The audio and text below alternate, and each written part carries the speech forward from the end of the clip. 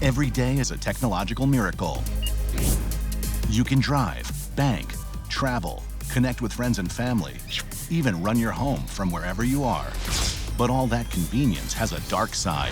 Every different connection creates another opportunity for a hacker to get in. We're seeing billions and billions of dollars of loss from cybercrime. There are those who have been hacked and know it, and those who have been hacked and don't know it yet. You will get hacked, and you have to understand how to react to it. In the next hour, you'll learn how cyber criminals operate. And there are attackers out there that work in highly organized groups. And these bad guys are brilliant. They're smart. They come up with innovative new ideas. How teaming up with artificial intelligence helps the good guys stay one step ahead. I want you to now think like threat hunters. And what you can do to protect your priceless data. The bad guys have to get it right just once. We have to get it right all the time.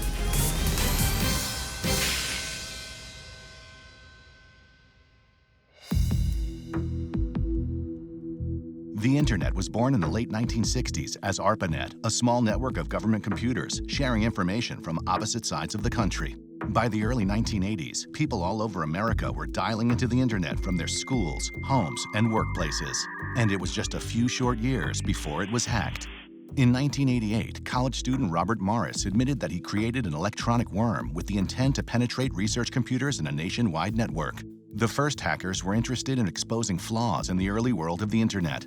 It was called the Morris worm, after the college student who actually developed it. In his attempts to try to gauge the size of the internet, develops one of the most replicated worms that we've seen on the internet. As he was developing it, he made a coding error. And in that coding error, it allowed the worm to replicate itself, causing computers globally to be unusable. By accident, Robert Morris's worm brought down 10% of computers connected to the internet and cost $98 million to clean up. So it was one of the largest widespread worms that the internet up to that date had ever seen. But hackers' ability to penetrate systems at banks and the government quickly caught the interest of criminals who saw a new frontier. It really was when the internet started becoming a place for businesses, a place to buy things, a place to maybe visit your bank, that crime became a thing.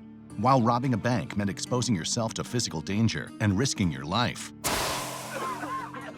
stealing money online carried almost no risk whatsoever. In the early 2000s, the scale of things were such that it could be almost ignored, meaning banks were able to kind of eat the costs if some of their customers lost money. With the added bonus that instead of robbing one branch of the bank, you could rob the entire bank at once. Cybercrime escalated quickly. I started working on identity theft and credit card fraud cases in 2002. And at the time, it seemed a significant case when we had 12 victims of identity theft or 25 credit cards that were stolen with $70,000 of loss.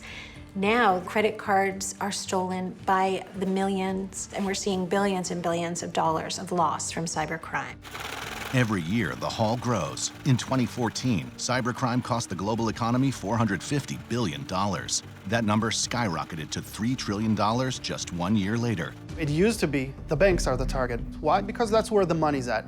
But now there are so many types of targets out there. Being connected makes us very vulnerable. Every different connection you have in the network, be it a logical, social, or physical connection, creates another opportunity for a hacker to get in. As we've made our lives more digital, we've opened up our lives, our digital information, medical records, these things are all connected to the internet. And there are attackers out there that work in highly organized groups that are well-funded, that are working together so that they can steal that information, sell it, and make money. This is the essence of modern cybercrime. The 2017 breach of a major credit reporting agency compromised the data of over 143 million Americans. Criminals stole social security numbers, birth dates, and more. And today, cybercriminals have moved beyond simply stealing money or data. We've seen a significant increase in ransomware attacks, where essentially hackers are taking the data on a computer and locking up that data by encrypting it and requiring the user to pay a ransom. In the summer of 2017, the WannaCry ransomware held computers hostage in businesses large and small in 150 countries. So here we have a computer with WannaCry on it, and this is the file that was downloaded. So now if I click on it, and you're getting a warning on your desktop that files are being encrypted. So now we have actually the WannaCry interface that's saying payment is due within the next 3 days. And they're actually asking here for $300 worth of Bitcoin. And you have to pay them in a certain period of time. Otherwise, the price will go up. And in 7 days, the data will be completely destroyed. At this point, all the files on this computer are encrypted and I can't touch them unless I pay them the money. $300 is a lot of money for a consumer, but it's a tiny sum compared to the ransoms demanded of large companies for major ransomware attacks. So in attacking companies, they were no longer able to do business. The National Health Services in the UK was basically crippled. They had to turn patients away. So you're talking about potentially lives on the line. We are expecting technology to do more and more things for us. Because of that, greater vulnerability is being built into our everyday lives. We live in a world that grows more connected every day. It's called the Internet of Things, and it's not just your smartphone. Today, everything from your car to your door locks to your refrigerator can go online. Every connection to the internet is an opportunity for a hacker to get in. Think about all the ways your life connects to the Internet. In the year 2015, there were about 15 billion connected devices worldwide. That's 2 devices for every person on the planet. Just as our technology is getting more complex, the bad guys are not behind in the sense that they're watching, they're observing, and they're innovating. The number of devices is projected to grow from 15 to 80 billion in the next 10 years. Anything can be targeted. Unfortunately, a lot of the products that we're seeing today go out to market first because they want to be first guys to offer it with the best features, and security is still somewhere down the list in terms of things that should be considered. Cars that are internet-enabled being hacked so that they would stop on the highway. Webcams that are being turned on for spying purposes. Baby monitors where the cyber criminals could speak to the children in their rooms. There was an incident of an attack on an internet-enabled toilet in Japan, where the toilet was then doing surprising things because it had been hacked. Hackers can even turn your devices into weapons without you knowing it. Once that happens, your device becomes what's known as a zombie. There were a number of internet-enabled devices in the United States that were operating under the default password that were taken over and become what's called zombie computers, which were used to inject significant flow of clutter, of traffic to block other networks. They call the computers the zombies. Those that are unwittingly, their devices are now becoming weaponized in a way to pull down websites. Think of, Black Friday? Large crowd of 1,000 people. Everybody's rushing in the door at the same time. It's gonna prevent some people from getting in the store. You're flooding the website itself, the traffic, so that website can't operate. Think about the massive number of devices that are now connected to the internet globally. The possibilities are endless in terms of the type of cybercrime that we could all be exposed to. The question is, where do cybercriminals get the tools of their nefarious trade? And how is a hidden online marketplace fueling the explosive rise in cybercrime? There's a saying of, there are those who have been hacked and know it, and those who have been hacked and don't know it yet. 556 million people already fall victim to cybercrime each year. By 2020, there will be 50 times more information stored online, 50 times more opportunities for cybercriminals. We should be aware that we're constantly being targeted. And these bad guys are brilliant. They're smart. They come up with innovative new ideas. The technologies are advancing so quickly, and the opportunities for criminals to victimize individuals and companies and governments are so vast that it's very hard for law enforcement to stay apace with the cyber criminals. Financial crimes and identity theft are just the tip of the iceberg of a much more sinister criminal presence on the web. When we think of the internet, we think about it in 3 layers: the clear web, the deep web, and the dark web. Clear web is anything that you can find on search engines. Deep web is anything behind username and passwords. The dark web is a separate area where you have to have specialized software to actually gain access into it and start viewing the websites that are there. Go to the darkest corners of your mind and you'll find it in the darkest corners of the dark web. Drugs, guns, passwords, credit card numbers, even humans, all for sale to anyone with crypto cash. Everything on the dark web is sold in Bitcoins because that secures the transaction. So the dark web allows the buyer to remain anonymous. The fact that the website is on the dark web means that the seller is anonymized, and then Bitcoins and other cryptocurrencies allow the transactions to be anonymized.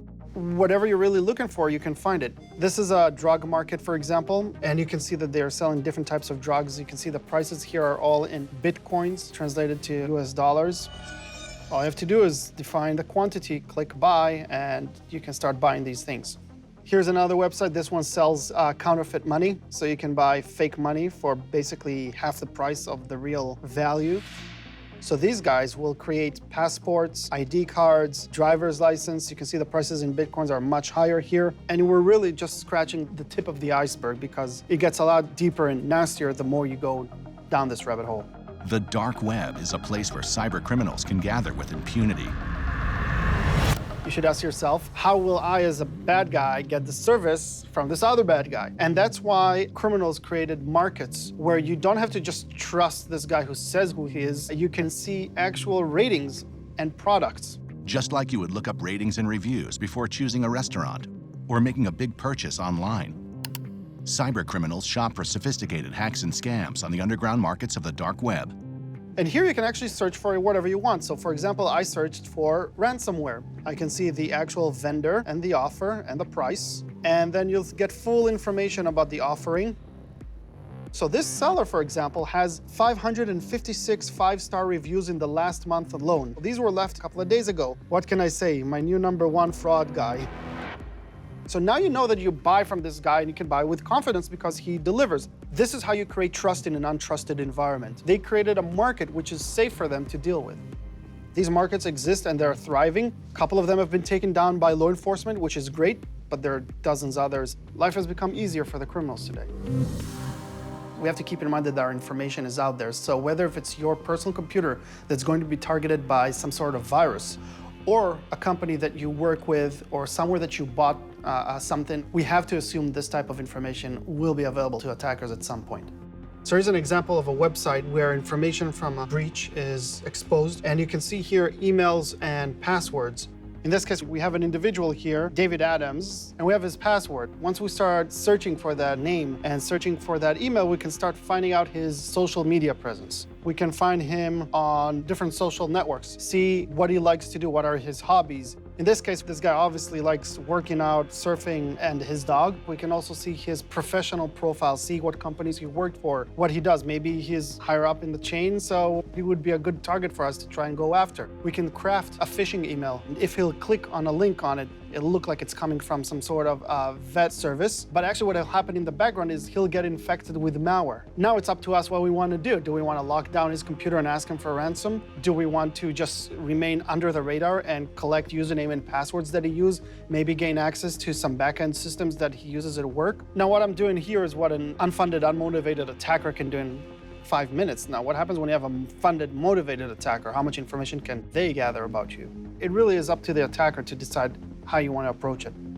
For cybercriminals selling hacking tools on the dark web, business is booming. You also have people who sell and offer different services in the criminal underground that help you perform cybercrime. So you don't have to be a genius to do these. You can just go online and purchase services.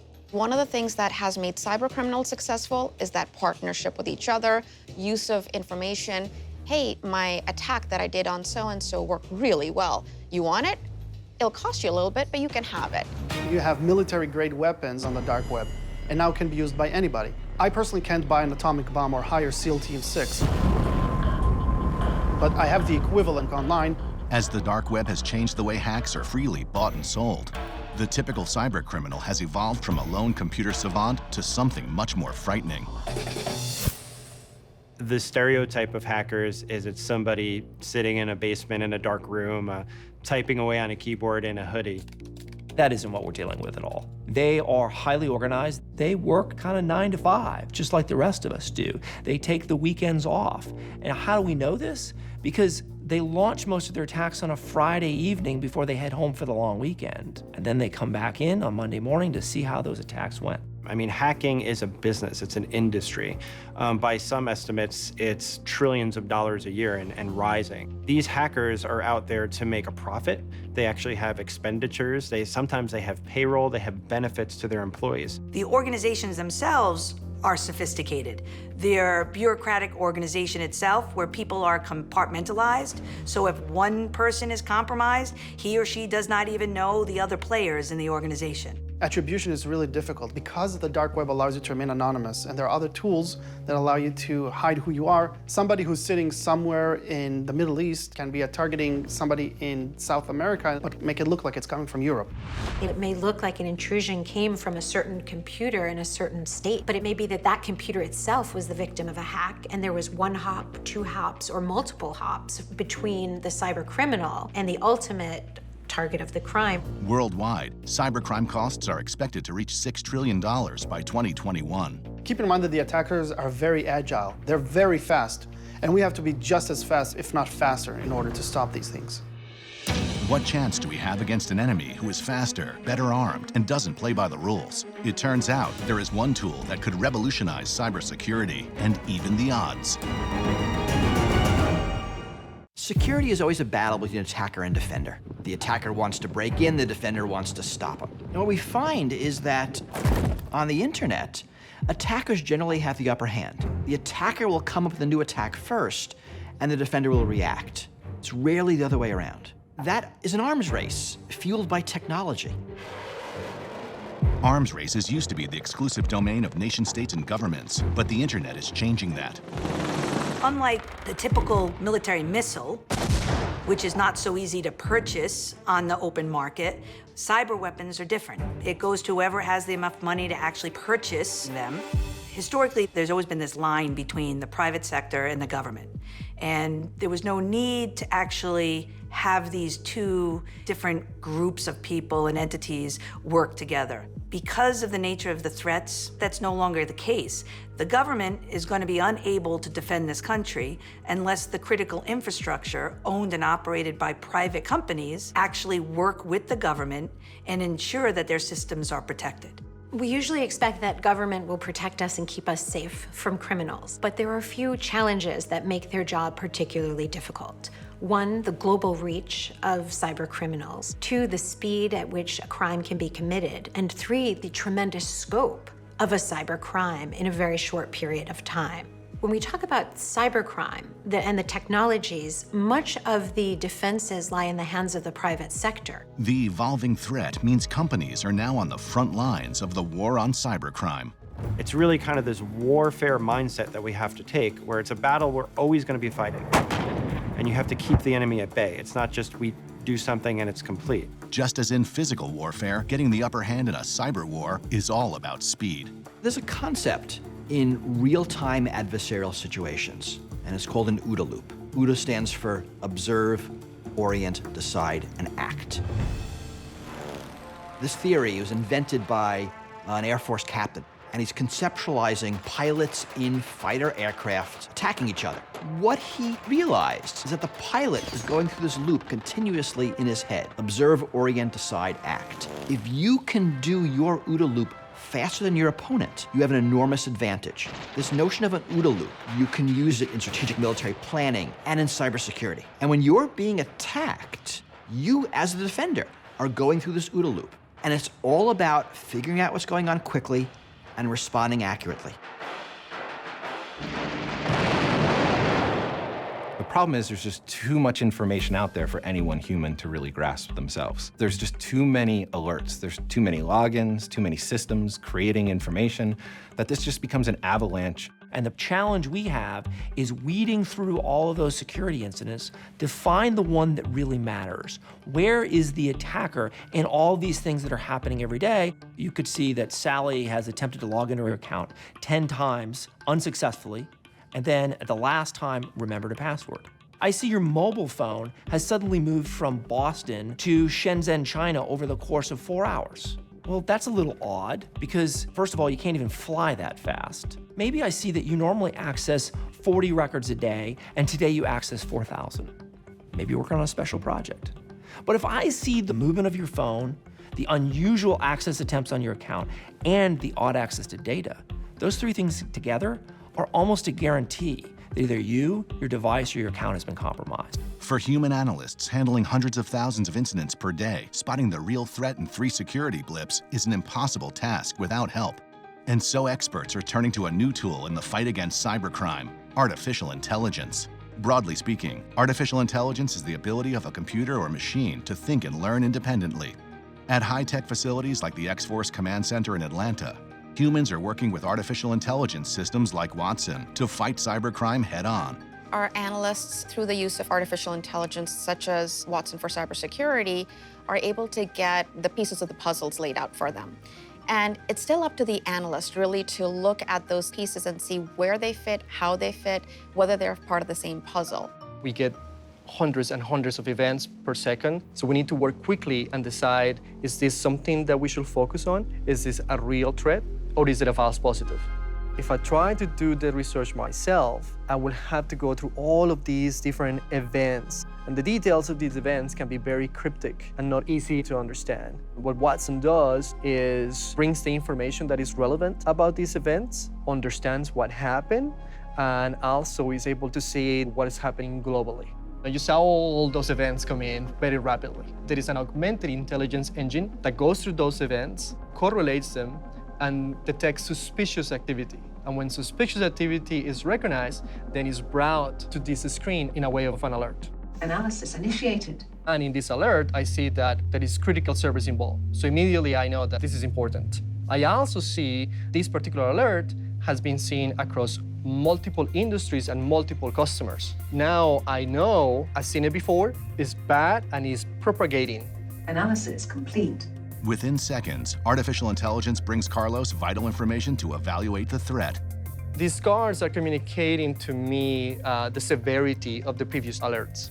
Since this is red, it gives me a hint that this was a critical issue. It gives me some indication how credible that particular alert is. Now I'm gonna deep dive into the alert. The company is called Beninox. John Beckett is the user that was found to be involved with this alert. This computer is very important. It belongs to the corporate network, and all of that information gets correlated here. Carlos asks the computer to connect the dots. Watson Advisor found some files that were suspicious, some URLs, some IP addresses. And what makes Watson Advisor powerful, it was able to tell me that they're not just IP addresses, they're not just files. They are related to a campaign. Within minutes of receiving the alert, Carlos, with the help of artificial intelligence, has uncovered a massive criminal plot. This is a campaign that is affecting multiple companies. So there is a group that is using some particular type of malware to attack. The campaign is Shamoon. The computer refines its search results in a simple graph. Carlos can quickly trace the threat and see how deeply the Shamoon malware has infiltrated the system. Watson has enriched this particular knowledge graph, and I can see that, okay, John Beckett went to some IP addresses and websites that seem to be malicious, downloaded this file. This file has a particular signature. That signature now tells me this is related to the Shamoon malware. Very relevant and very toxic. An analyst can spend a couple of hours doing research on something like this that Watson can bring in just a couple of minutes. And that increases our efficiency so much. With artificial intelligence, we have access to information that we exchange with each other, and that enhances our ability to get ahead of the threats. And in other cases, when bad things do happen, work together to make sure that we are able to address it faster. Artificial intelligence systems like Watson process data at superhuman speeds. In the time it takes Carlos to enter his search terms, Watson can read hundreds of thousands of articles and share what it's learned. Watson allows the security analyst to ask the Watson machine to actually elaborate on a security alert that they're trying to investigate to see what Watson knows about it. So very, very quickly, all of that data will be available at the fingertips of the analyst. It's important to know that Watson doesn't replace the human. Watson is an assistant. This is an era of man and machine working together. But before man and machine can defeat cybercriminals, AI must learn to think like a human. Can AI's learning keep pace with the emerging threats, or will it be left behind?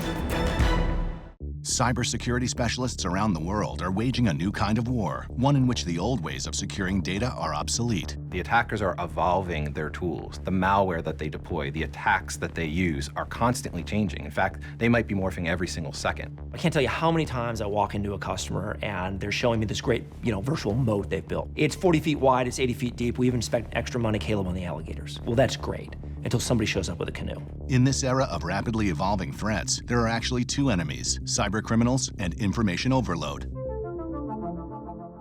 If you understand the role of the cybersecurity analyst, they look at thousands, hundreds of thousands of security alerts. They sift through them looking for false positives and really looking for the alert that needs to be acted upon. These cybersecurity analysts are looking for every possible assistance to get to the incident that is concerning, the incident that needs a response. For human analysts, keeping up with the barrage of alerts was impossible until the dawn of cognitive computing, also known as artificial intelligence. What cognitive computing does is complement the areas where humans are really bad at. And what humans are bad at are really processing information, especially large amounts of information. The human brain is remarkable, but it didn't evolve to process massive amounts of digital information in an instant. Watson Advisor, which we have at IBM, can go through upwards of 700,000 blogs and articles about the cybersecurity industry, extract that into structured data and process it and make a recommendation to an analyst on what they should look at. But before AI can join the fight against hackers, it has to learn the language of cybercrime, a shadowy dialect filled with slang, inside jokes, and confusing jargon. If you consider the jargon used in the cybersecurity domain, you'll hear the term honeypot, and it doesn't mean a jar of honey as we might know it. So you've got to teach Watson what that term means in the cybersecurity context. Training artificial intelligence is a complex process that requires lots of human intervention to get right. So you can think of Watson just like a child. When you're teaching a child a language, you don't directly start off with Shakespearean vocabulary. You just start off with a limited set of information. Similarly, you start off with a limited set of information for Watson. And this is what gives context for Watson to learn further. We give it examples, and by associative learning, it automatically learns. Researchers comb the web for cybersecurity materials to feed the AI. Then they set to work teaching it what the words mean. We're teaching Watson to read this blog post and make sense of it so that it can be of use for other analysts later at some point. We definitely guide Watson in order for it to be able to firstly recognize the language that we speak in. Then it has to process that language because Watson is just a machine. And after it processes the language, it has to understand or make connections. And that is truly its cognitive capability. Those connections are really important because there is just a plethora of information out there in the internet, which not everyone has access to and not everyone can process and assimilate in a quick span of time. Giving the artificial intelligence this context is key to its cognitive capability. Next, Preeti teaches it how words relate to each other. We are using ransomware, which is a common security term. We are indicating to Watson to understand that, okay, whenever I see this word called ransomware, it means I have to associate with malware. Training like this helps artificial intelligence bring structure to the otherwise shapeless information of the internet. Instead of returning all the information the internet has about a particular threat, AI can bring an analyst only the information he or she needs. As and when it processes these millions of documents, at one point we stop the hand-holding and let Watson try and learn on its own, make educated guesses, and come up with these kinds of vocabulary for unseen documents. So this is how it learns and it applies. And cognitive capabilities go even further. It's not just a one-way communication. As analysts look to create rules that help them detect new threats and protect against them, the artificial intelligence is learning. It's looking at how is the analyst applying the data, what is it that they're finding and doing. So as this partnership between technology and human continues, we look at getting smarter, more efficient, and being able to really protect faster. The humans are teaching computers to be better. But even with the most sophisticated defenses, cybercriminals sometimes get lucky. The best defense is to prepare for the worst. Coming up, what happens when real people go head-to-head against well-armed cybercriminals? This is complete chaos right now. Will they use this cybersecurity range to defend against hackers or crash and burn? Run it past me before we get it going, then we're gonna get it out. Cybersecurity breaches, they're a fact of life these days. A major credit bureau faces harsh scrutiny for waiting months to notify Americans their personal information was stolen. Many, if not most, of the major large-scale breaches we've seen over the last year or two, the response to the breach is causing more damage than the breach did itself. IBM has built a cyber range modeled on military training ranges to help companies practice for the inevitable. This type of simulation environment is all about building the proactive skills that you need to respond in crisis and be able to do that with confidence. This is something where we're able to bring and promote cybersecurity as a whole versus just looking as a security incident. Today, we're going to go through an actual live simulation. Think about it kind of like a flight simulator, where you get a chance to take charge, sit in the pilot seat, make mistakes, and it's okay to crash that plane. We'd rather have you fail in here than outside in the real world, right? No matter who walks into this range environment, this is about practicing, and it's built in as muscle memory. So let's see how you do today. We're going to introduce you to our company that we've set up for you, which is Bain & Ox. If I suddenly have a cardiac episode, do you want to be pulling out a manual and learning CPR for the first time? No. You want to have practiced it and rehearsed it so you know what to do, you know what steps to take. It's the exact same thing when responding to a cybersecurity incident. The only difference is rather than me having a heart attack, it's the company. You're all new Bain & Ox employees. You know, you've got your employee badges. Now, today, Bain & Ox is going to be a large financial institution. Now, a couple of things about Bain & Ox. You'll notice that Bain & Ox has a stock price. It has social media feeds that we're tracking, and all of kind of the aspects that you'd expect of a real company. We're going to learn a little bit about its environment.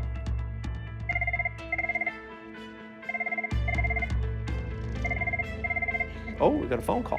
You just hit the white button and answer that. You see this every time. The phone rings, people lean back in their chairs.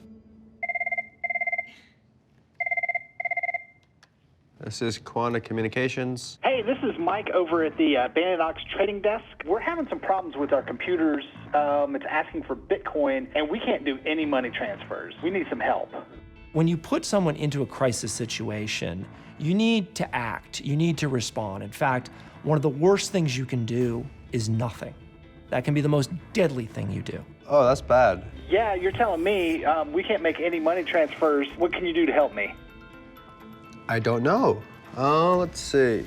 In graduate school and business schools all across the country, we have taught people to be slow and deliberate in their decision-making, to make decisions with data, build a consensus. These are about the worst things you can possibly do when you're being breached. You need to make decisions quickly and decisively. Hi, hold on one second. Hi, this is Josh over in IT. How you doing? I'm doing pretty good, man, except all of our computers have been hit with ransomware. We're probably losing millions of dollars every minute. All right, we're gonna work on it from this end. Just keep them off, and I will let you know immediately as soon as we get this resolved, okay?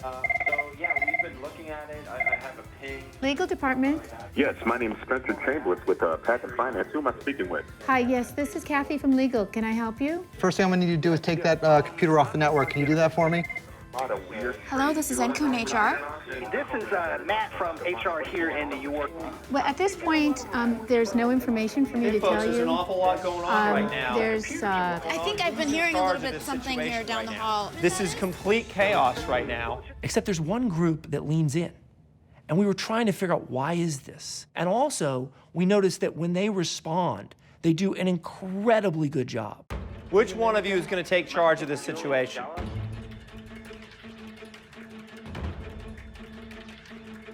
I'll do it. You're in charge. Figure out what's going on. Put him on hold real quick. What's his issue right now?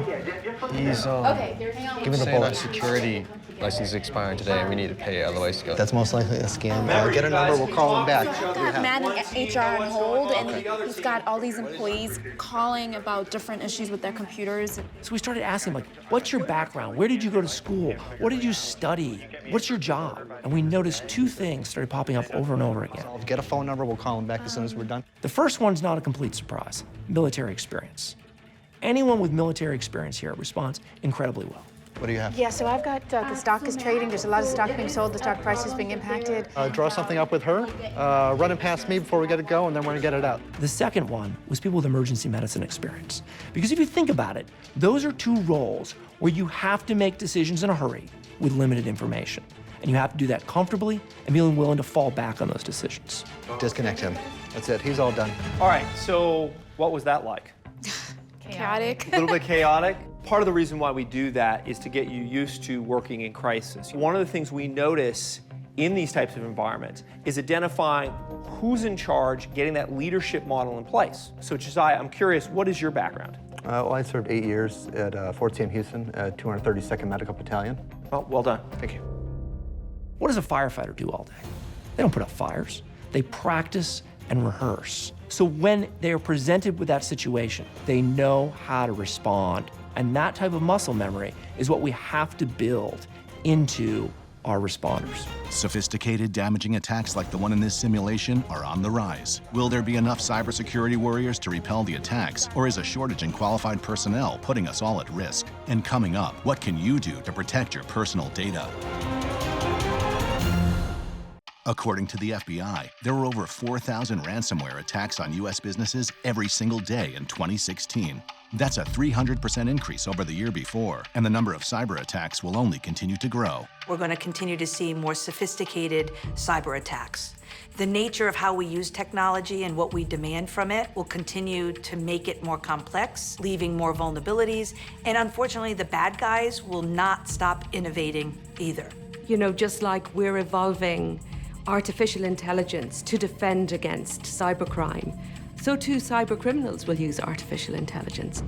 As criminals become more sophisticated, the demand for cybersecurity professionals will surge. There will be 2 million open, unfilled cybersecurity jobs globally by 2020. So seats in rooms like this behind me, we're gonna have difficulty filling them. We're not gonna solve this problem if we don't expand the aperture of who we're trying to bring in and recruit.